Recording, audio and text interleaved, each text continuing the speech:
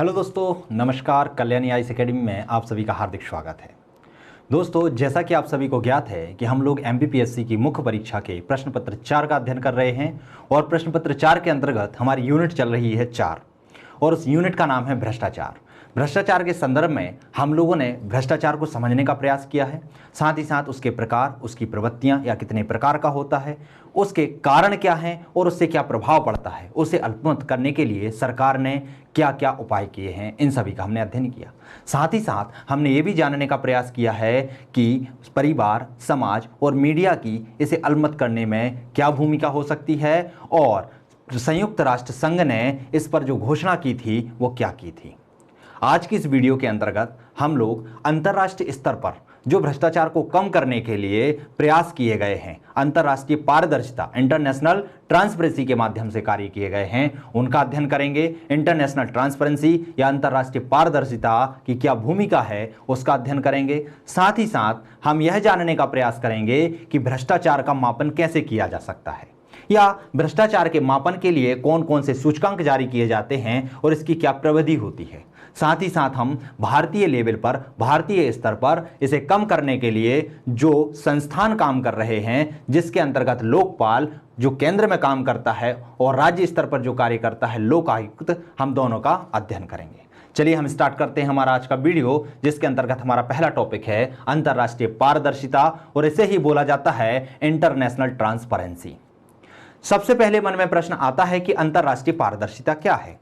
तो यह संस्थान है। क्या है? संस्थान है, संगठन है। और कैसा संगठन है? गैर सरकारी संगठन है। कैसा संगठन है? गैर सरकारी संगठन है। कहां पर स्थित है? तो यह जर्मनी के बर्लिन में स्थित है।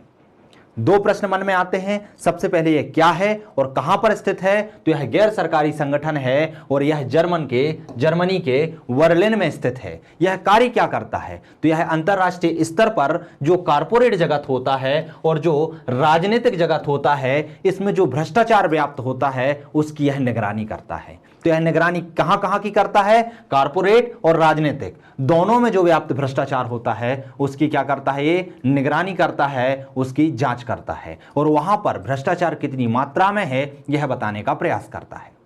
यदि हम इसकी स्थापना की बात करते हैं तो इसकी स्थापना 1993 ईस्वी में हुई थी। कब हुई थी? 1993 में हुई थी।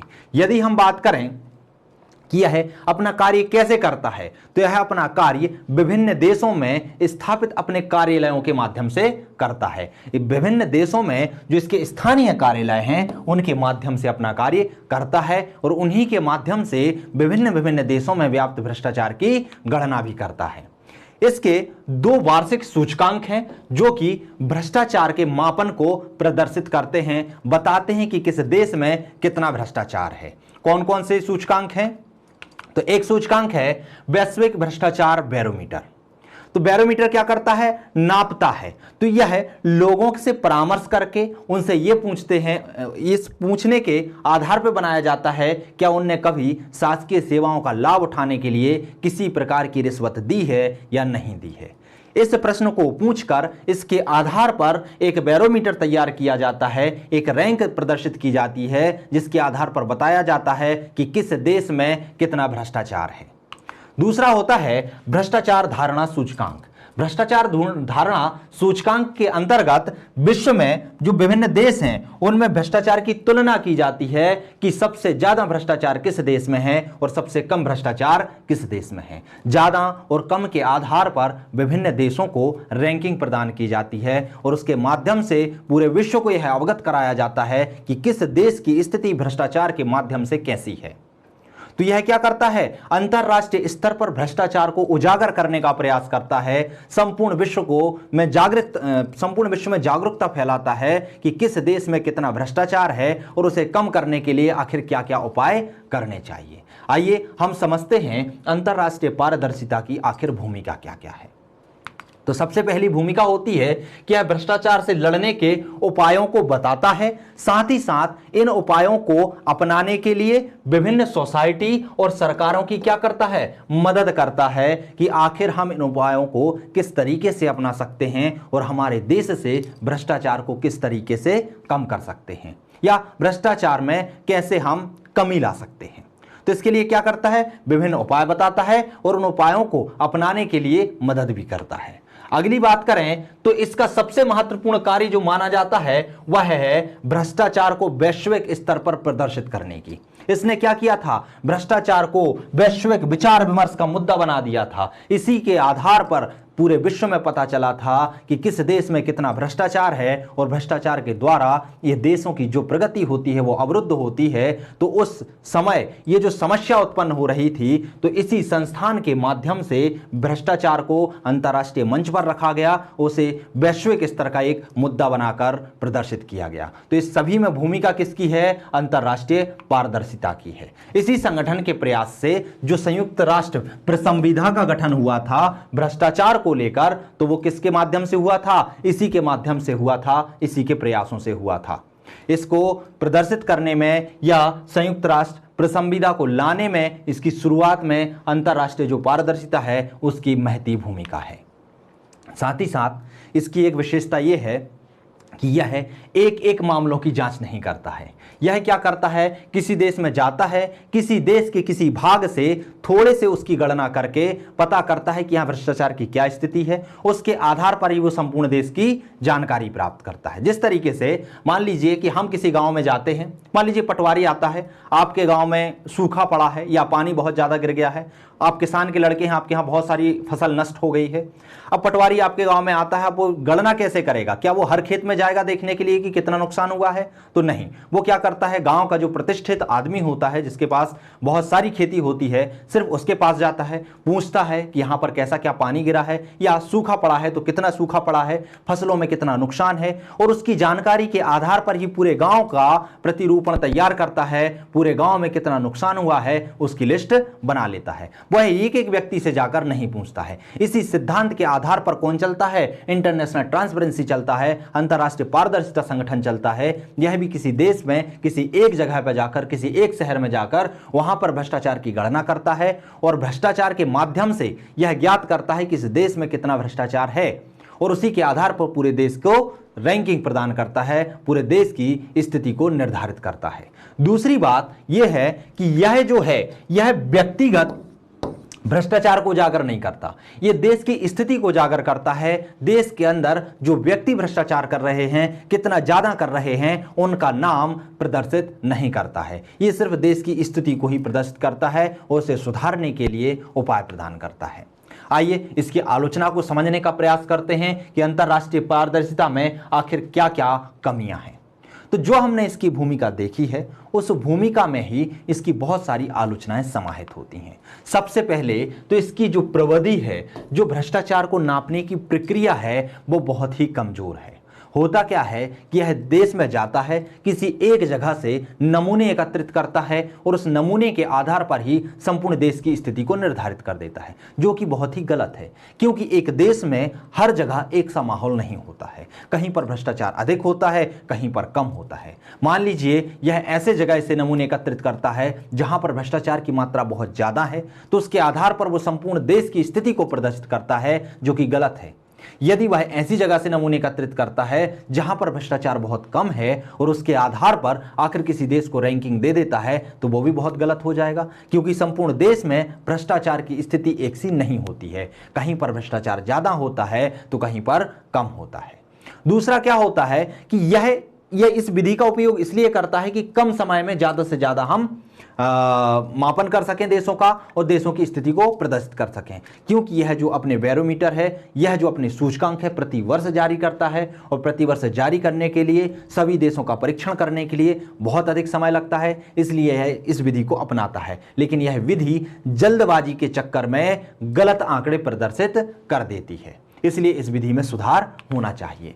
दूसरी बात यह होती है कि यह विकासशील, विकसित और विकासशील देशों में क्या करता है, भेदभाव करता है।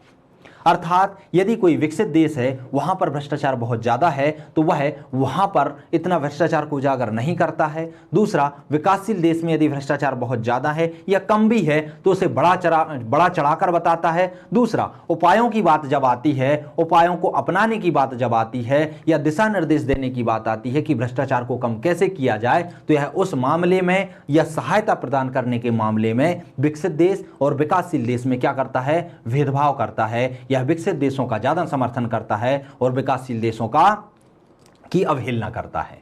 इसके साथ ही साथ यह भ्रष्टाचार को उजागर करने वाले व्यक्तियों की सहायता एवं सुरक्षा को लेकर भी क्या करता है, भेदभाव करता है। इसके भी इस पर आरोप लगाए गए हैं। एक शब्द हमने पढ़ा था, विशिल ब्लोवर। विशिल ब्लोवर क्या होता है? ऐसा व्यक्ति होता है जो भ्रष्टाचार को उजागर करता है, और जब वह व्यक्ति भ्रष्टाचार को उजागर करता है तो उसकी जान पर बहुत बड़ी समस्या आन पड़ती है, उस पर बहुत ज्यादा दबाव बनाया जाता है।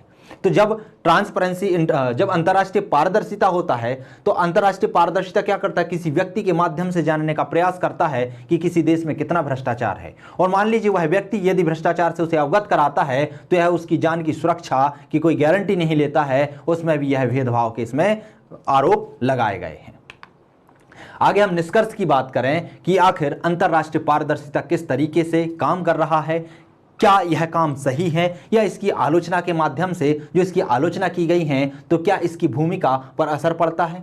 तो हम यदि सारे प्रकरणों को देखें, इसकी भूमिका का अध्ययन करें, इसकी आलोचनाओं का अध्ययन करें, तो हमें ज्ञात होता है कि इसकी आलोचनाएं भले ही हैं, लेकिन भ्रष्टाचार को एक अंतर्राष्ट्रीय स्तर पर विचार विमर्श का जो मुद्दा बनाया है वो बहुत ही सराहनीय काम है। अर्थात इसने क्या किया है, भ्रष्टाचार को अंतर्राष्ट्रीय स्तर पर लाने की महती भूमिका निभाई है। दूसरा, इसके जो दो बैरोमीटर हैं, इसके जो दो सूचकांक हैं, एक अंतर्राष्ट्रीय भ्रष्टाचार बैरोमीटर होता है और एक और सूचकांक होता है। तो ये जो सूचकांक हैं वह अभी भी क्या है, बहुत माननीय है। इनके आधार पर जिन देशों में भ्रष्टाचार की स्थिति दर्शाई जाती है उन देशों में भ्रष्टाचार को कम करने के लिए दबाव बनाया जाता है, उन्हें उपाय सुझाए जाते हैं। अर्थात इन भ्रष्टाचारों के सूचकांक को आज भी बहुत भूमिका निभाते हैं। दूसरा, इनकी जो काम है भ्रष्टाचार को कम करने के, उसमें वह काम में भी कैसे हैं, बहुत ही सराहनीय है। तो ये तो क्या हुआ, अंतर्राष्ट्रीय जो पारदर्शिता है, इंटरनेशनल ट्रांसपेरेंसी है, उसके विषय में हमने पढ़ा। क्योंकि सीधा सीधा प्रश्न आता है कि अंतर्राष्ट्रीय पारदर्शिता से आप क्या समझते हैं, या अंतर्राष्ट्रीय पारदर्शिता की भूमिका को समझाइए। तो यदि आता है तो आपको सारी चीजें लिखनी होती हैं कि आखिर ये क्या है, इसकी भूमिका क्या है, इसकी आलोचना क्या है, साथ ही साथ निष्कर्ष। तो यदि आपका 200 शब्दों का प्रश्न बनता है तो इस प्रश्न को हमने 200 शब्दों में बना के रखा हुआ है। यह आप पढ़िए, इसको समझिए और इसको ज्यों का त्यों आप लिख के आइए, आपको नंबर बहुत अच्छे मिलेंगे। चलिए आगे हम देखते हैं कि आखिर भ्रष्टाचार के मापन की कौन कौन सी विधियां हैं, कौन कौन से सूचकांक होते हैं जो भ्रष्टाचार का मापन करते हैं। तो सबसे पहले प्रश्न मन में आता है कि क्या भ्रष्टाचार कोई तत्व है जिसे हम माप सकते हैं। तो यह कोई तत्व नहीं है, यह क्या है, एक धारणा है, और धारणा होने के कारण यह बहुत ही बड़ी धारणा है और यह दिन प्रतिदिन अपना रूप बदलती रहती है। इसलिए भ्रष्टाचार का जो मापन होता है बहुत कठिन होता है, इसकी जो प्रविधि होती है बहुत कठिन होती है। लेकिन फिर भी बहुत सारे अंतर्राष्ट्रीय संगठन हैं जो प्रतिवर्ष बहुत सारे सूचकांकों के माध्यम से भ्रष्टाचार की स्थिति को जानने का प्रयास करते हैं, और वह सूचकांक तैयार कर पूरे विश्व में भ्रष्टाचार की क्या स्थिति है इससे सारे विश्व को जागरूक करते हैं या अवगत कराते हैं। समझते हैं हम कि कौन कौन से भ्रष्टाचार के मापन के सूचकांक हैं। तो एक होता है भ्रष्टाचार धारणा सूचकांक। जो भ्रष्टाचार धारणा सूचकांक होता है उसे कौन सी संस्था लाती है, तो उसे लाती है ट्रांसपेरेंसी इंटरनेशनल। अर्थात यह जो सूचकांक है वह किसका है, वह है ट्रांसपेरेंसी इंटरनेशनल, अंतर्राष्ट्रीय पारदर्शिता संगठन का। और इस संगठन को इस सूचकांक को प्रदर्शित किया गया था कब, 1995 से, और यह प्रतिवर्ष जारी किया जाता है, और 95 से अभी तक प्रतिवर्ष ये जारी होता आ रहा है। इसमें देशों को भ्रष्टाचार के अधिकतम और न्यूनतम मापदंड के आधार पर रैंक प्रदान की जाती है। इसमें ज्ञात किया जाता है कि किस देश में भ्रष्टाचार की मात्रा कितनी है और किस देश में कम है। यदि किसी देश में बहुत ज्यादा होती है तो उसे उच्च स्थान पर रखा जाता है, और जिस देश में भ्रष्टाचार की मात्रा बहुत कम होती है उसे निम्न स्थान पर रखा जाता है। इस तरीके से यदि 100 देशों की गणना की जा रही होती है तो उन 100 देशों को एक रैंकिंग प्रदान की जाती है, और उस रैंकिंग के आधार पर हमें ज्ञात हो जाता है कि आखिर इस देश में कितना भ्रष्टाचार है, और उसके आधार पर वहां की सरकार, वहां की संस्थाएं प्रयास करती हैं उस रैंकिंग को कम करने के लिए, ताकि वैश्विक स्तर पर उस देश की जो छवि है वो अच्छी बनकर उभरे। यह सूचकांक विश्व के देशों में सार्वजनिक क्षेत्र, सार्वजनिक पद धारकों के संबंध में लोगों की भ्रष्टाचार धारणा पर उन्हें सूचीबद्ध करता है। क्या करता है, कैसे ज्ञात करता है, कैसे रैंकिंग प्रदान करता है? तो यह क्या करता है कि लोगों के प्रति सार्वजनिक क्षेत्र की और सार्वजनिक पदों की उनके मन में किस तरीके की प्रक्रिया है, किस तरीके के विचार बनते हैं, उनको जानने का प्रयास करता है। उनकी धारणा के आधार पर यह जानने का प्रयास करता है कि इनमें भ्रष्टाचार की मात्रा कितनी है। लोगों से पूछा जाता है कि आखिर आपने इन संस्थाओं में कितना भ्रष्टाचार देखा है, आपसे कितने बार रिश्वत मांगी गई है। इसके आधार पर उस देश की गणना की जाती है और गणना के आधार पर उसे रैंकिंग प्रदान की जाती है। आगे हम समझते हैं वैश्विक भ्रष्टाचार बैरोमीटर को। तो वैश्विक भ्रष्टाचार जो बैरोमीटर है वो भी ट्रांसपेरेंसी इंटरनेशनल द्वारा जारी किया जाता है। और कब कब जारी किया जाता है? तो प्रतिवर्ष जारी किया जाता है। ट्रांसपेरेंसी इंटरनेशनल में सबसे मेन होती है जनता की राय। इसमें किसी संस्था से नहीं पूछा जाता, इसमें जो व्यक्ति जाते हैं, जो संस्था के लोग जाते हैं, वह जनता के पास जाते हैं और जनता से प्रश्न करते हैं कि आपने कभी भी शासकीय काम या शासकीय सेवा प्राप्त करने के लिए किसी भी प्रकार की घूस दी है या नहीं दी है। यदि वो बोलते हैं दी है तो उसे भ्रष्टाचार की मात्रा में काउंट कर लिया जाता है, और बोलते हैं नहीं दी है तो वो नकारात्मक गणना में कि यहाँ पे भ्रष्टाचार कम है उसमें काउंट कर लिया जाता है।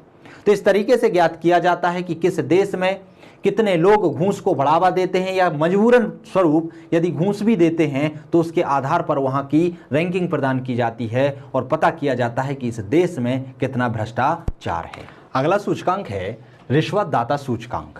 बात करते हैं रिश्वतदाता सूचकांक की कि इसे कौन प्रदर्शित करता है। तो इसे भी ट्रांसपेरेंसी इंटरनेशनल नामक जो संस्थान है, जो अंतर्राष्ट्रीय पारदर्शिता संस्थान है, वही इसे प्रदर्शित करता है और 1999 से लगातार इसे जारी करता आ रहा है। यह किस तरीके से आखिर गणना करता है?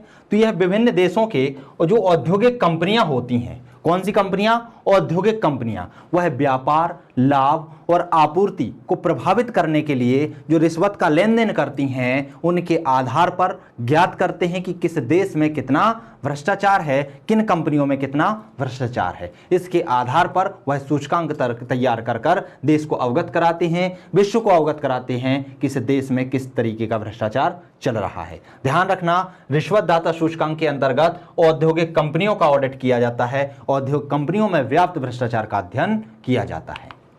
अगला सूचकांक आता है वैश्विक सत्यनिष्ठा रिपोर्ट।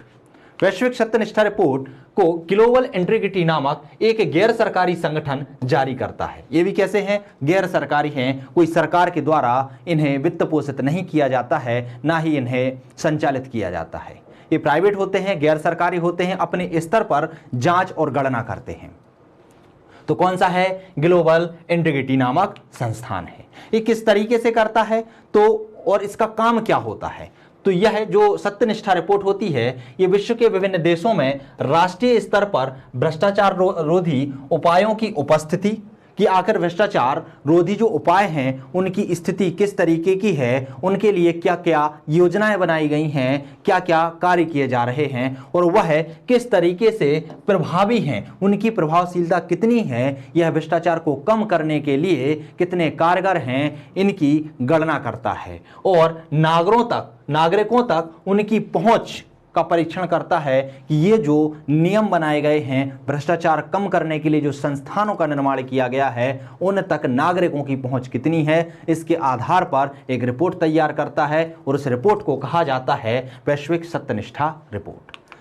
अगला आता है विश्वव्यापी शासन संकेतक। ये भी भ्रष्टाचार को मापने का सूचकांक है। इसे जारी करता है विश्व बैंक। कौन जारी करता है? इसे जारी करता है विश्व बैंक। और इसके लिए यह 6 आयामों पर कार्य करता है। 6 आयाम के आधार पर किसी भी देश की गणना करता है कि वहां पर किस तरीके का भ्रष्टाचार है। आइए हम समझने का प्रयास करते हैं कि वह 6 आयाम कौन कौन से हैं। तो एक आयाम होता है पहला, आवाज और जवाबदेही। आवाज और जवाबदेही के आधार पर यह ज्ञात करता है कि उस देश के नागरिकों को कितनी स्वतंत्रता प्रदान की गई है, उन्हें अभिव्यक्ति की कितनी स्वतंत्रता है, या भ्रष्टाचार के खिलाफ वह कितनी जोरदार तरीके से आवाज उठा सकते हैं।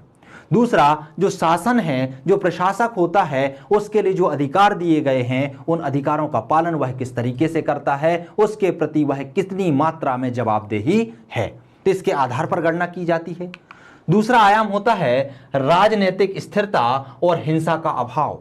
इसके आधार पर यह ज्ञात किया जाता है कि कोई देश है वहां पर राजनीति जो है वह कितनी स्थिर है या कितनी अस्थिर है। राजनीति जो होती है बहुत अधिक मात्रा में स्थिरता और अस्थिरता प्रदान करने में इसके पीछे जो कारण होता है वो भ्रष्टाचार का ही होता है। जैसे कि वर्तमान में आप मध्य प्रदेश सरकार का ले लीजिए। मध्य प्रदेश सरकार में अभी क्या हुआ, बहुत सारे मंत्री जो हुए हैं इधर से उधर हुए हैं, सब लोगों को पता है। तो इसमें कहाँ है, कहीं ना कहीं भ्रष्टाचार संलिप्त दिखाई देता है।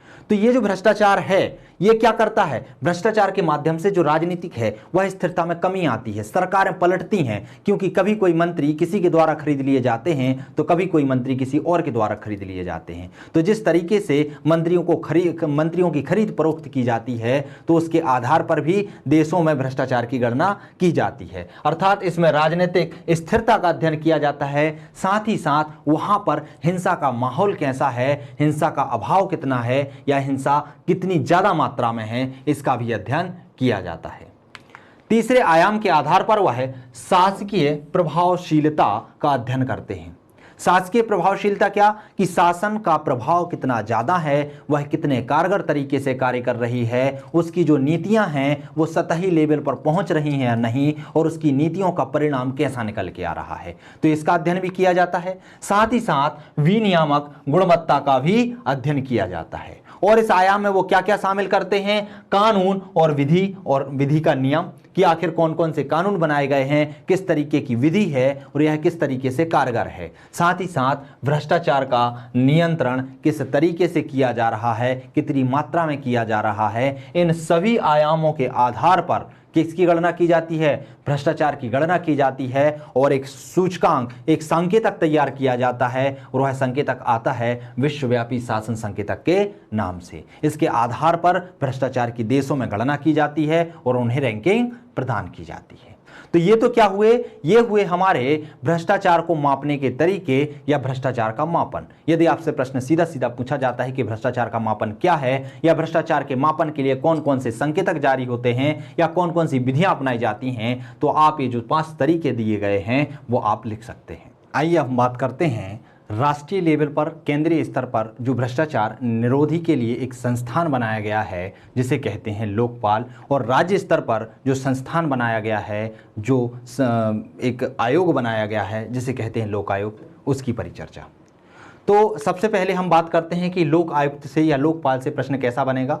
तो यदि लोकपाल से प्रश्न बनता है तो आपसे पूछा जा सकता है कि लोकपाल से आप क्या समझते हैं, या लोकपाल का पद और उसके क्षेत्र अधिकार की विवेचना कीजिए। तो इस तरीके के प्रश्न कुछ भी बन सकते हैं। लोकपाल अधिनियम आ जाएगा कि लोकपाल अधिनियम 2013 को विस्तार से समझाइए। ये आ जाएगा लोकपाल की सीमाओं को लोकपाल की विशेषताओं को समझाइए, लोकपाल की विवेचना कीजिए। ऐसे किसी भी तरीके के प्रश्न आपसे बन सकते हैं। चलिए हम स्टार्ट करते हैं, लोकपाल को समझने का प्रयास करते हैं। तो सबसे पहले मन में प्रश्न आता है कि लोकपाल होता क्या है। तो लोकपाल क्या है, एक संस्था है जो क्या काम करती है, जो उच्च सरकारी पदों पर आसीन व्यक्तियों द्वारा किए जा रहे भ्रष्टाचार की शिकायतों को सुनती है तथा उन पर कार्यवाही करती है। क्या क्या करती है, उच्च सरकारी पदों में व्याप्त अधिकारी, उच्च सरकारी पदों में स्थापित जो अधिकारी होते हैं उनमें व्याप्त भ्रष्टाचारों के मामलों को सुनती है और उन पर कार्यवाही करने वाला एक निमित्त पद होता है, एक संस्था होती है। जो लोकपाल है वह कहां से आया, तो सबसे पहले इसकी स्थापना जो हुई थी वो स्वीडन में हुई थी। कब हुई थी, 1809 में हुई थी, और यह हुई थी अम्बुड्समैन नाम से। किस नाम से, अम्बुड्समैन, जिसे लोकपाल ही कहा जाता है, और यह संविधान के तहत इसकी स्थापना की गई थी। प्रश्न पूछा जाता है कि विश्व में सबसे पहले लोकपाल की स्थापना कहां की गई थी और कब की गई थी। तो कहां की गई थी, स्वीडन में की गई थी, 1809 में की गई थी, और संविधान के अंतर्गत इसे अम्बुड्समैन या लोकपाल की स्थापना, लोकपाल का दर्जा दिया गया था, लोकपाल की स्थापना की गई थी। यदि हम भारत की बात करते हैं तो भारत में भी इसी को देखते हुए कई वर्षों से, जैसे ही पहला प्रशासनिक सुधार आयोग आता है, कब, 1966 से 70 में, तो जैसे ही ये आता है तो इसके साथ ही नागरिकों को भ्रष्टाचार से मुक्ति दिलाने के लिए, नागरिकों के हितों की रक्षा करने के लिए इसकी मांग दिनों दिन बढ़ने लगती है, और केंद्रीय स्तर पर लोकपाल की और राज्य स्तर पर लोक आयुक्त की मांग अपने चरम उत्कर्ष पर पहुंच जाती है। फिर इसकी स्थापना की भी बात होती है। इसकी स्थापना के प्रयास जो हैं बहुत पहले से ही होते आ रहे हैं। कब से होते आ रहे हैं? तो यह जैसे ही प्रशासनिक सुधार आया था उसके बाद से ही स्थापना की बात चलने लगी। संसद में कई प्रस्ताव रखे गए, लेकिन किन्हीं कारणों से यह प्रस्ताव पास नहीं हो पाए। कई बार सरकार गिर गई, तो कई बार सरकारी अधिकारियों या राजनेताओं की इच्छा शक्ति की अभाव के कारण यह पास नहीं हो पाया। आगे चलकर 2011 तक यही स्थिति बनी रही। फिर बाद में सरकार का रुख इस ओर आगे आया। अन्ना हजारे जी ने आंदोलन किया, सरकार का रुख इस ओर किया तथा सरकार पर दबाव बनाया कि आप लोकपाल और लोक आयुक्त अधिनियम को लेकर आइए। तो उनके सहयोग के आधार पर सरकार ने अपने कैबिनेट के 4 मंत्री, 4 समाज शास्त्री थे, समाज सुधारक थे, और उनके साथ साथ अन्ना हजारे जो थे, इनके सहयोग से एक समिति गठित की और समिति के आधार पर लोकपाल का प्रारूप तैयार किया गया और लोकपाल को एक अधिनियम के रूप में पास किया गया। और ये जो लोकपाल है उसकी शिक्षा कहां से ली गई थी, वह प्रेरित कहां से था? तो स्कैंडिनेवियन देशों के इंस्टीट्यूट ऑफ ओम्बुड्समैन से तथा न्यूजीलैंड के पार्लियामेंट्री कमीशन ऑफ इन्वेस्टिगेशन, इन 2 संस्थाओं से प्रेरित था। और इन प्रेरित के कारण यह जो है 2013 अधिनियम के रूप में हमारे सामने आया। यह लागू कब हुआ? बना तो यह 2013 में था, अधिनियम नाम 2013 है, लेकिन यह लागू हुआ था 2014 में। समझते हैं कि कब इसे राष्ट्रपति ने स्वीकृति प्रदान की थी और कब यह लागू हुआ था। तो जो लोकपाल या लोक आयुक्त अधिनियम है, पूरा संपूर्ण नाम यही है कि लोकपाल लोकायुक्त अधिनियम 2013। यदि आपसे प्रश्न सीधा सीधा लोकपाल या लोकायुक्त अधिनियम से पूछ लिया जाता है तब भी आपको यही बातें लिखनी है, और यदि आपसे पूछा जाता है कि लोकपाल से आप क्या समझते हैं, लोकपाल के कार्यों की विवेचना कीजिए, तब भी आपको यही जो चीजें हम पढ़ाने वाले हैं वही लिखनी है। क्लियर है? चलिए हम स्टार्ट करते हैं लोकपाल लोकायुक्त अधिनियम 2013 को। तो इसकी स्थापना, या सीधी बात, इसको राष्ट्रपति की स्वीकृति कब मिली? तो यह 1 जनवरी 2014 को मिली थी। एक बार प्रश्न पूछा गया है कि लोकपाल या लोक आयुक्त अधिनियम 2013 को राष्ट्रपति ने कब स्वीकृति दी थी? कब दी थी? 1 जनवरी 2014। इसलिए ये डेट आपको याद रखनी है। दूसरा, यह लागू कब हुआ? तो यह 16 जनवरी 2014 को लागू हो गया था। कब हो गया था? 16 जनवरी 2014 को। यदि हम इसके संरचना की बात करते हैं कि यह कैसे मिलकर बना होता है या इसमें कितने अध्यक्ष कितने सदस्य होते हैं, तो इसमें 1 अध्यक्ष और 8 सदस्य समाहित होते हैं। कितने होते हैं? 1 + 8, 1 अध्यक्ष होता है, 8 सदस्य होते हैं। और ये जो संरचना होती है, ये जो सदस्य होते हैं वो किन किन क्षेत्रों के होते हैं? तो इसमें जो 50% होते हैं वह न्यायिक सेवा से संबंधित होते हैं। कितने प्रतिशत? 50%। और 50% इसमें अनुसूचित जाति, अनुसूचित जनजाति, पिछड़ा वर्ग और महिलाओं से होते हैं। ध्यान रखना, 50-50 का रेशो होता है। इसमें 50% लोग ऐसे होंगे जो न्यायिक सेवाओं से आते हैं, 50% लोग ऐसे होते हैं जो अनुसूचित जाति, अनुसूचित जनजाति, अन्य पिछड़ा वर्ग और महिलाओं से आते हैं। इसके साथ ही इसमें कौन सदस्य नहीं हो सकते, तो उसका भी प्रावधान लिखा है कि कोई भी सांसद, मतलब जो राजनेताओं से जुड़े हुए होते हैं, तो कोई भी सांसद, कोई भी विधायक या कोई भी ऐसा व्यक्ति जो भ्रष्टाचार में संलिप्त रहा है, या कोई भी ऐसा व्यक्ति जिसकी आयु 45 वर्ष से कम रही हो। कितने वर्ष? 45 वर्ष। ये आप याद रख लेना, पूछा जा सकता है कि लोकपाल के सदस्य अध्यक्ष बनने के लिए मिनिमम आयु कितनी होना चाहिए? तो 45 वर्ष से अधिक होना चाहिए, क्योंकि 45 वर्ष से यदि कोई कम उम्र का होता है तो उसे लोकपाल या लोक आयुक्त के पद पर नियुक्त नहीं किया जाता है। क्लियर है? तो ऐसे जो व्यक्ति होते हैं, ऐसे जो सदस्य होते हैं, वह लोकपाल के या लोक आयुक्त के सदस्य बनने के काबिल नहीं होते हैं, उन्हें इसकी अनुमति नहीं होती है। अध्यक्ष और सदस्यों का जो चयन होता है वह एक समिति की सिफारिश के माध्यम से राष्ट्रपति करते हैं। तो वह किसकी सिफारिश से होगा? एक समिति। और वो समिति किन किन से मिलकर बनी होगी? तो आइए हम देखते हैं उस समिति के अध्यक्ष कौन होते हैं और समिति के सदस्य कौन कौन से होते हैं। तो जो प्रधानमंत्री होता है वह उस समिति का अध्यक्ष होता है। इसके साथ ही उस समिति में लोकसभा का अध्यक्ष होगा, लोकसभा का विपक्ष का नेता होगा, साथ ही साथ भारत के मुख्य न्यायाधीश या मुख्य न्यायाधीश के द्वारा नामित सर्वोच्च न्यायालय का कोई भी न्यायाधीश हो सकता है, और एक प्रतिष्ठित न्यायविद। इन 5 लोगों से मिलकर एक समिति गठित की जाएगी और समिति की सिफारिश के आधार पर राष्ट्रपति लोक आयुक्त या लोकपाल, लोकायुक्त राज्य में होता है, लोकपाल के सदस्य और अध्यक्षों की नियुक्ति करता है। क्लियर हुआ? कौन कौन से होते हैं समिति में? प्रधानमंत्री होता है जो इस समिति का अध्यक्ष होता है, लोकसभा का अध्यक्ष, लोकसभा का विपक्ष का नेता, भारत का मुख्य न्यायाधीश, और यदि मुख्य न्यायाधीश नहीं है तो वह सर्वोच्च न्यायालय की किसी भी न्यायाधीश को नियुक्त कर सकता है, तो वो व्यक्ति होगा। साथ ही साथ एक प्रतिष्ठित न्यायविद इसमें समाहित होता है। बात करते हैं कार्यकाल की कि आखिर इसके सदस्यों और अध्यक्ष का कार्यकाल कितना होता है, तो ये होता है 5 या 70। 5 या 70 का मतलब क्या है?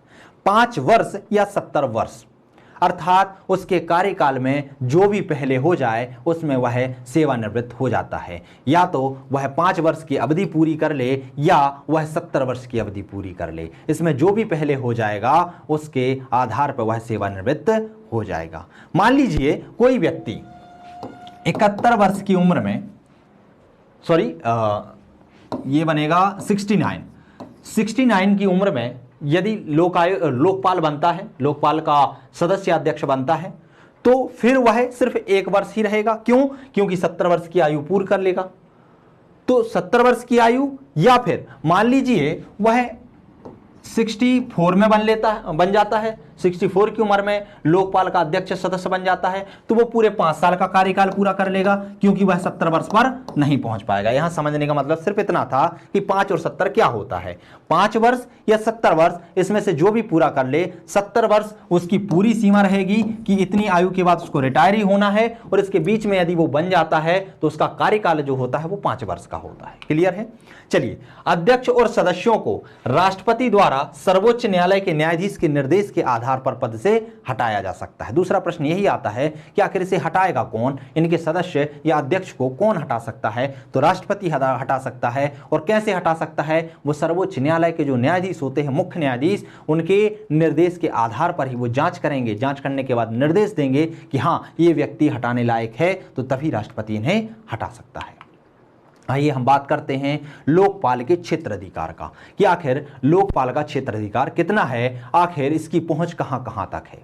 तो इसके क्षेत्राधिकार के अंतर्गत प्रधानमंत्री भी आते हैं, लेकिन प्रधानमंत्री विशेष शर्तों के साथ आते हैं। उसमें नियम लिखे हुए हैं कि प्रधानमंत्री इन नियमों के दायरे में ही आएगा, इसके अलावा प्रधानमंत्री लोकपाल के क्षेत्र में नहीं आएगा। ठीक है, ये बहुत बड़ा विवाद का मुद्दा भी बना हुआ है। बहुत सारी समस्याएं भी आई हैं, बहुत सारे विवाद हुए हैं कि प्रधानमंत्री को संपूर्ण तौर पर लोकपाल के अंदर क्यों नहीं रखा जाता है, उन्हें विशेष छूट क्यों दी गई है। इसको लेकर बहुत बहस भी चलती रहती है। ठीक है, तो प्रधानमंत्री तो समाहित है, लेकिन कुछ विशेष शर्तों के साथ समाहित है। दूसरा, सभी श्रेणी के शासकीय कर्मचारी, अर्थात केंद्रीय स्तर के जितने भी शासकीय अधिकारी हैं, चाहे वह वर्ग 1 के हों, वर्ग 2 के हों या वर्ग 3 के हों, ए श्रेणी के हों, बी श्रेणी के हों, सी श्रेणी के हों या डी श्रेणी के हों, वो सभी अधिकारी इसकी जांच के दायरे में आते हैं। अर्थात इनके द्वारा किसी भी प्रकार का भ्रष्टाचार किया जाता है तो उसकी जांच लोकपाल कर सकता है। इसके साथ ही सरकार के सभी प्राधिकारी और मंत्री, अर्थात जो भी सरकारी सदस्य होते हैं, चाहे वह मंत्री हों चाहे प्राधिकारी हों, वो सभी इसके दायरे में आते हैं। साथ ही साथ विदेशी स्रोत से 10 लाख से अधिक का अनुदान प्रदान करने वाले, प्राप्त करने वाले ऐसे संगठन, जैसे कि कोई एनजीओ संगठन होते हैं, वो क्या करते हैं, विदेशी स्रोतों से पैसा एकत्रित करते हैं। मान लीजिए कोई विदेशी स्रोत ने उन्हें 10 लाख से अधिक का अनुदान दिया है, तो ऐसे सारे संगठन किसके अंतर्गत आ जाते हैं, इसकी सीमा के अंतर्गत आ जाते हैं। साथ ही साथ केंद्र सरकार द्वारा पूर्णतः या अंशतः वित्त पोषित कोई भी बोर्ड हो, कंपनी हो या स्वायत्त निकाय हो, वो सभी इसके अंतर्गत आते हैं, इसकी जांच के दायरे में आते हैं। ये तो हुए क्या, इसके क्षेत्राधिकार की क्या क्या दायरे में आता है। अब बात आती है जांच। तो जांच की बात करें तो इसको जैसे ही सूचना मिलती है कि यहां पर भ्रष्टाचार हो रहा है या इस संस्था ने भ्रष्टाचार किया है, तो वह उसकी जांच स्वयं ही नहीं करता। उसकी जांच के लिए वह किसी भी संस्था को क्या कर देता है, निर्देश देता है। वह सीबीआई सहित किसी भी एजेंसी को भ्रष्टाचार की जांच करने के आदेश देता है और कहता है कि आप जांच कीजिए, एक रिपोर्ट बनाइए और रिपोर्ट बनाकर आप मुझे प्रस्तुत कीजिए। उस रिपोर्ट को वह सरकार के समक्ष रखता है और समक्ष रखने के पीछे और सिर्फ सलाहकारी ही शक्तियां इसके पास होती हैं, कोई दबावकारी शक्तियां नहीं होती हैं। ये सरकार पर दबाव नहीं बना सकता है। क्लियर है? तो क्या करता है, सीबीआई किसी भी जांच एजेंसी के समक्ष यह प्रस्ताव रखता है कि आप इस मामले की जांच कीजिए, रिपोर्ट तैयार कीजिए और हमें दीजिए। तो क्या करते हैं ये, इनका सहारा ले सकते हैं। साथ ही साथ इसे भ्रष्टाचार के जरिए संपत्ति को कुर्क और जब्त करने का भी अधिकार होता है। अर्थात यदि किसी व्यक्ति ने भ्रष्टाचार किया है तो उसकी जो संपत्ति है, जब तक कि भ्रष्टाचार का निदान नहीं हो जाता, मामले का निदान नहीं हो जाता, या भ्रष्टाचार के द्वारा जो संपत्ति की हानि हुई है उसकी वसूली के लिए यह उसकी संपत्ति को कुर्क या जब्त करने का अधिकार अपने पास रखता है। ये बात आती है कि आखिर ये कितने वर्षों तक के मामले स्वीकार कर सकता है, तो 5 वर्ष, अर्थात 5 वर्ष तक 7 वर्ष तक के ये मामले अपने अंदर स्वीकार कर सकता है। 7 वर्ष तक यदि कोई मामले होते हैं भ्रष्टाचार से संबंधित तो यह अपने अंदर अपनी जांच के अंतर्गत उसे शामिल कर सकता है। 7 वर्ष के बाद यदि कोई मामला होता है भ्रष्टाचार को तो उसे वह स्वीकार नहीं करता है।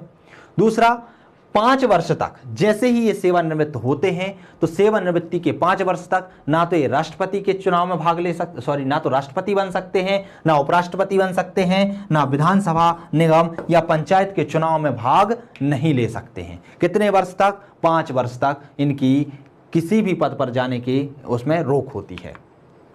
आगे हम अधिनियम की कमियां समझने का प्रयास करते हैं कि इसकी कमियां क्या क्या होती हैं। विशेषताएं तो हमने देखा कि यूं तो ये बहुत अच्छे काम करता है, बहुत अच्छे तरीके से भ्रष्टाचार पर नियंत्रण लगाने का काम कर रहा है, बहुत अच्छे तरीके से जांच करता है, लेकिन फिर भी कुछ कमियां हैं, समझते हैं। यह किसी भी कर्मचारी के खिलाफ संज्ञान लेते हुए कार्यवाही शुरू नहीं कर सकता। जैसे कि हमने अभी देखा है कि इसको जैसे ही सूचना मिलती है कि भ्रष्टाचार हो रहा है तो उस भ्रष्टाचार की कार्यवाही ये स्वयं नहीं करता, वरन किसी जांच एजेंसी या सीबीआई के माध्यम से जांच को प्रारंभ करने की बात करता है। अर्थात यह जांच किसी और से कराता है और उनसे प्रतिवेदन तैयार करने का आग्रह करता है। इसमें गलत शिकायतों के लिए छोटे मोटे दंड की बजाय कठोर दंड का प्रावधान है, जो कि गलत है।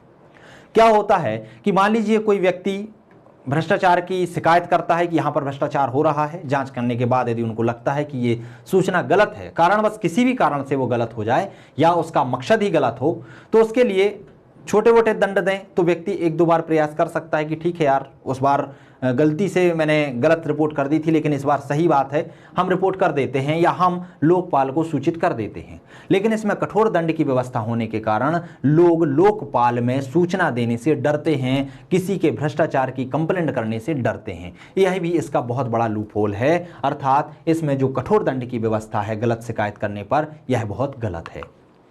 साथ ही साथ इसमें गुप्त शिकायतों की अनुमति नहीं है। यदि आप लोकपाल में शिकायत करते हैं तो लोकपाल उस संस्था को आपके नाम से अवगत कराता है, वो निर्देश देता है कि इस व्यक्ति ने आपके खिलाफ कंप्लेंट की है और हम इसलिए आपकी जांच कर रहे हैं। तो उससे जो शिकायतकर्ता होता है उसकी जान को भी खतरा बना रहता है, उसकी जो सूचनाएं होती हैं वो सार्वजनिक हो जाती हैं। तो इसलिए भी बहुत बड़ी इसकी एक कमी है कि यह गुप्त शिकायतों को अनुमति नहीं देता है। और जो ओम्बुड्समैन संस्थान होती हैं, जो परिवादी होते हैं या जो शिकायतकर्ता होते हैं, वो कंप्लेंट करने से डरने लगते हैं। 7 वर्ष कोई भी व्यक्ति यदि भ्रष्टाचार करता है, मान लीजिए आज मैंने भ्रष्टाचार किया है, लोगों को पता चला कि हाँ इसने इस सन में भ्रष्टाचार किया है और भ्रष्टाचार किए हुए 7 वर्ष से अधिक की अवधि हो गई है, और फिर आप यदि कंप्लेंट करने जाते हैं तो वह इसकी जांच को स्वीकार नहीं करता है। वह कहता है यदि कोई व्यक्ति भ्रष्टाचार करता है तो वह 7 वर्ष के अंदर ही उसकी कंप्लेंट की जानी चाहिए, तभी हम जाँच करेंगे। यदि 7 वर्ष से अधिक का समय हो जाता है तो वह उसकी जो सुनवाई होती है वह नहीं करता है, उसके खिलाफ जो कंप्लेंट होती है उसको स्वीकार नहीं करता है। तो ये सब क्या थी, इसकी कमियां थी। इसके साथ ही लोकपाल खत्म होता है। लोकपाल के संबंध में जो जानकारियां हमें प्राप्त करनी थी वो सारी जानकारियां हमने प्राप्त करने का प्रयास किया। आइए अब हम समझते हैं कि राज्य स्तर पर एक संस्थान काम कर रही है जो कि लोकपाल का ही प्रतिरूप है, उसे कहा जाता है लोकायुक्त। तो सबसे पहले बात आती है कि लोकायुक्त क्या होता है और लोकायुक्त से किस प्रकार के प्रश्न बनते हैं। तो एक प्रश्न आया हुआ है यह कि राज्य में लोकायुक्त संस्था की अप्रभाविकता को समझाइए। ये प्रकार का प्रश्न बना हुआ है यहाँ पे, ठीक है। तो हम समझने का प्रयास करते हैं लोकायुक्त को। तो लोकायुक्त का जो ढांचा होता है वो किस पर आधारित होता है, राज्यों पर आधारित होता है।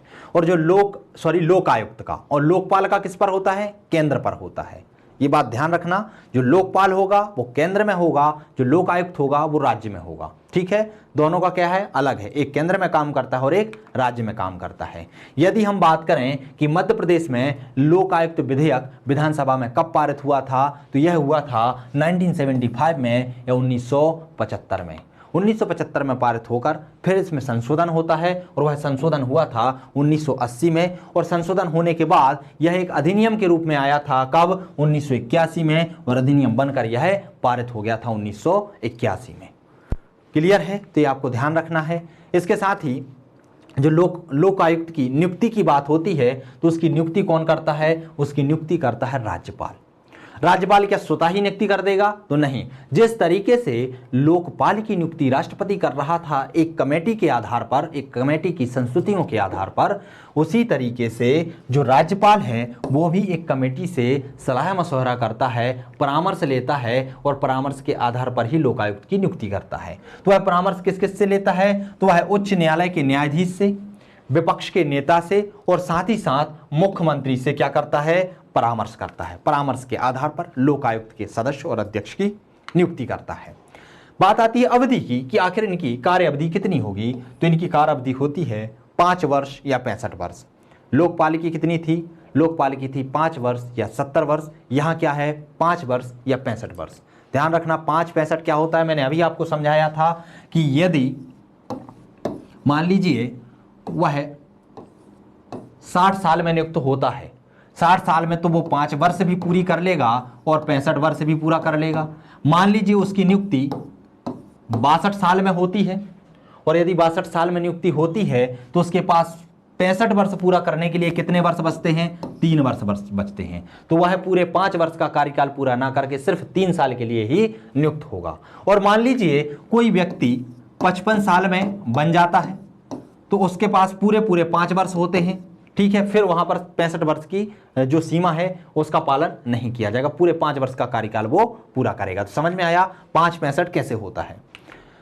बात करते हैं योग्यता, तो आखिर कौन व्यक्ति है जो लोकायुक्त नियुक्त किया जाएगा, तो योग्यता में एक ही बात लिखी हुई है कि सर्वोच्च न्यायालय के न्यायाधीश अथवा किसी उच्च न्यायालय के मुख्य न्यायाधीश को इस पद पर नियुक्त किया जाता है। किसे, या तो सर्वोच्च न्यायालय का न्यायाधीश होगा या उच्च न्यायालय का कोई भी मुख्य न्यायाधीश हो सकता है। कार्य क्षेत्र की बात करते हैं कि आखिर इसके कार्य क्षेत्र में, इसकी सीमा अवधि में कौन कौन आते हैं, तो समझने का प्रयास करते हैं। तो सबसे पहले तो बात आती है सबसे मुख्य की। सबसे मुख्य में आता है कौन, मुख्यमंत्री। तो इसमें मुख्यमंत्री आता है, साथ ही साथ जितने भी मंत्री हैं, विधायक हैं, या राज्य के जो भी पदाधिकारी होते हैं सभी इसके दायरे में आते हैं।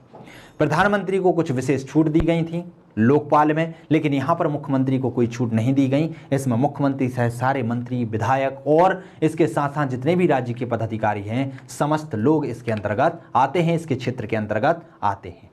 यह अधिकांश राज्यों में किसी भी नागरिक द्वारा की गई किसी भी अनुचित प्रशासनिक कार्यवाही की शिकायत पर अथवा स्वयं भी जांच प्रारंभ कर सकता है। यह इसकी बहुत अच्छी विशेषता है।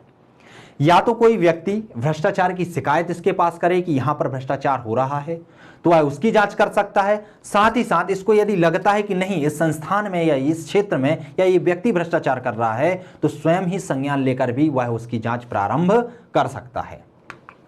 साथ ही साथ यह जांच के लिए राज्य एजेंसियों की सहायता भी ले सकता है। जिस तरीके से जो लोकपाल था केंद्र में सीबीआई की सहायता ले रहा था, उसी तरीके से राज्यों में जो लोकायुक्त है वो भी कई एजेंसियों की जांच के लिए सहायता ले सकता है। यह राज्य के विभागों से संबंधित मामलों की फाइलें और दस्तावेज मंगवा सकता है। जांच के दौरान यदि उसको लगता है कि मुझे कुछ फाइलों की आवश्यकता है, कुछ सबूत इकट्ठे करने के लिए मुझे कुछ दस्तावेज की आवश्यकता है, तो वह राज्यों के विभागों से उन्हें सीधे तौर पर मंगवा सकता है। मंगवाने का उसे अधिकार होता है।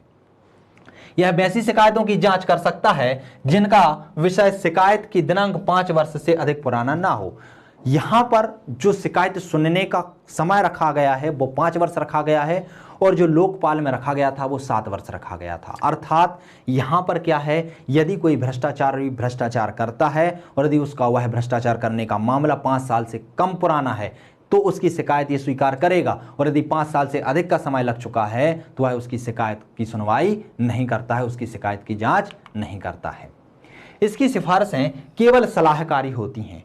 अर्थात यह सिर्फ और सिर्फ सरकार को सलाह दे सकता है कि इस क्षेत्र में इतना भ्रष्टाचार हो रहा है, इसने यह भ्रष्टाचार किया हुआ है। सरकार पर कोई बाध्यकारी दबाव नहीं बना सकता है। ये जो सिफारिशें देता है कि इस क्षेत्र में ये सुधार किया जाना चाहिए या आप कुछ नियम बनाइए, तो यह सिर्फ और सिर्फ सलाहकारी तौर पर होता है, ना कि बाध्यकारी तौर पर। अर्थात यहां पर सरकार स्वतंत्र होती है लोक आयुक्त के बातों को सुनने के लिए और मानने के लिए। उसे मानना है तो वह स्वीकार करेगी और नहीं स्वीकार करना तो उसे वो नकार देगी। इस पर कोई दबाव नहीं होता है, ना ही सरकार को स्पष्टीकरण करने की आवश्यकता होती है कि हम आपके इन जो निर्देश दिए गए हैं इनको नहीं स्वीकार करने के पीछे क्या क्या कारण है, तो इसके स्पष्टीकरण देने की कोई आवश्यकता नहीं होती है।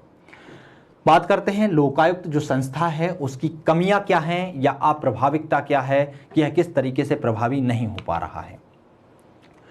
तो सबसे पहले अधिकांश राज्यों में स्वयं संज्ञान लेने की शक्ति प्रदान नहीं की गई है। आपको ज्ञात होगा कि जो लोकायुक्त है राज्य स्तर पर होते हैं और हमारे भारत में 28 राज्य हैं। वर्तमान की स्थिति में कितने राज्य हैं? 28 राज्य हैं। तो 28 राज्यों में अलग अलग लोकायुक्त होगा। तो सभी जगह पर जो लोकायुक्त हैं उनको समान अधिकार नहीं दिए गए हैं। कहीं कहीं पर जो लोकायुक्त हैं उन्हें शक्तियां अधिक प्राप्त हैं, वो स्वतः ही संज्ञान लेने की शक्ति रखते हैं, लेकिन कई राज्यों में ऐसी शक्तियां प्रदान नहीं की जाती हैं। साथ ही साथ यह केवल कैसा है? सलाहकारी संस्था है, सिर्फ सलाह दे सकता है, ना तो कोई निर्णय ले सकता है और ना ही किसी को दंडित कर सकता है। उसको लगता है कि ये व्यक्ति भ्रष्टाचारी है तो उसको दंडित करने का अधिकार नहीं रखता है। तो ये भी सबसे बड़ी कमी होती है। यह वित्तीय दृष्टि पर भी राज्य सरकार पर निर्भर होता है, जिससे उन्नत तकनीकी और योग्य प्रशिक्षित जो जांच अधिकारी होते हैं उनकी इसमें कमी लगातार बनी रहती है, उसकी कमी इसको खलती रहती है। तो ये बहुत सारी कमियां हैं। कौन कौन सी? पहली तो ये स्वयं संज्ञान नहीं ले सकता। दूसरा, केवल सलाहकारी शक्ति। ध्यान रखना, मैंने आपको पहले पढ़ाया स्वयं संज्ञान ले सकता है, लेकिन कहीं कहीं किसी किसी राज्यों में स्वयं संज्ञान लेने की शक्ति इसको होती है, संपूर्ण राज्यों में ये नहीं होती। दूसरा, केवल सलाहकारी संस्था है। तीसरा, यह वित्तीय दृष्टि से किस पर आधारित होता है? राज्य सरकार पर आधारित होता है। और क्या है? इसमें मशीनरी का अभाव होता है, अर्थात इसके पास स्वयं की जांच एजेंसी नहीं होती है। यह जांच के लिए सरकार के प्राधिकारियों या सरकारी संस्थाओं पर निर्भर होता है। और क्या होता है? तो यह अधिकांश राज्यों में लोकायुक्त की नियुक्ति में राजनीतिकरण देखा जाता है, अर्थात हमने देखा है कि इसकी नियुक्ति राज्यपाल द्वारा होती है और राज्यपाल एक संस्था, एक समिति गठित करता है। उस समिति के आधार पर ही क्या करता है? निर्णय लेता है। तो उसके कारण इसकी नियुक्ति में राजनीतिकरण देखा जाता है। अब हमारे मन में प्रश्न आता है कि आखिर लोकपाल में या लोक आयुक्त में इतनी सारी कमियां हैं, तो क्या इनमें कुछ सुधार की गुंजाइश भी है? ये किस तरीके से सुधार किए जाएं कि यह कार्य बहुत अच्छे तरीके से कर पाएं? तो ये जो कमियां हैं इन्हीं को यदि हम उलट दें तो इसमें क्या हो जाती है? इनकी सुधार की गुंजाइश पड़ जाती है। और यदि हम इन कमियों को दूर कर देंगे तो जो लोकपाल है, जो लोक आयुक्त है, ये जिस उद्देश्य से गठित किए गए थे उस उद्देश्य को बहुत अच्छे तरीके से पूर्ण कर पाएंगे और भ्रष्टाचार को अलमत करने में बहुत ही महत्वपूर्ण भूमिका निभा पाएंगे। जैसे कि यदि लोक आयुक्त को स्वयं संज्ञान लेने की शक्ति प्रदान कर दी जाए तो वह क्या कर सकता है? स्वयं संज्ञान भी ले सकता है। साथ ही साथ यदि वह संज्ञान लेने के साथ साथ निर्णयकारी अधिकारी, निर्णयकारी शक्ति और साथ ही साथ कार्यवाही की शक्ति, जांच की शक्ति उसे प्रदान कर दी जाए, उसे वित्तीय आधार पर सक्षम बना दिया जाए, उसके पास खुद की एक जांच एजेंसी हो, तो वह क्या करेगा? सरकार पर आश्रित नहीं होगा और अपने जो डिसीजन हैं वो निर्भीकता पूर्वक निष्पक्ष प्रदान करेगा। साथ ही साथ यदि मशीनरी का अभाव ना हो, दूसरा, इसकी नियुक्ति में जो सरकारी हस्तक्षेप होते हैं, जो राजनीतिकरण देखा जाता है, उसका यदि निवारण कर दिया जाए तो जो लोकायुक्त संस्थान है, जो लोकपाल है, वो बहुत ही ईमानदार तरीके से भ्रष्टाचार को कम करने के लिए और देश को आगे बढ़ाने के लिए बहुत ही महती भूमिका निभा सकता है। तो इसके साथ ही हमारा भ्रष्टाचार का जो टॉपिक है वो समाप्त होता है।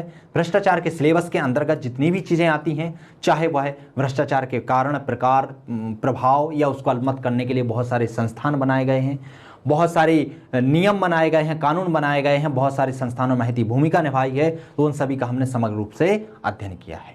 आपका जो सिलेबस है उसके अकॉर्डिंग हमने सारी चीज़ें, सारे पार्ट कवर करने का प्रयास किया है। आई होप इसमें से कुछ भी आपका अलग नहीं जाएगा, कुछ भी बाहर नहीं होगा। आप बस इतना कर लीजिए, आपसे कोई भी प्रश्न ऐसा भ्रष्टाचार के अंतर्गत नहीं आएगा जो आपसे ना बने। चलिए दोस्तों, ये हमारा भ्रष्टाचार टॉपिक समाप्त होता है। मिलते हैं हम कभी और अगले वीडियो में। तब तक के लिए नमस्कार।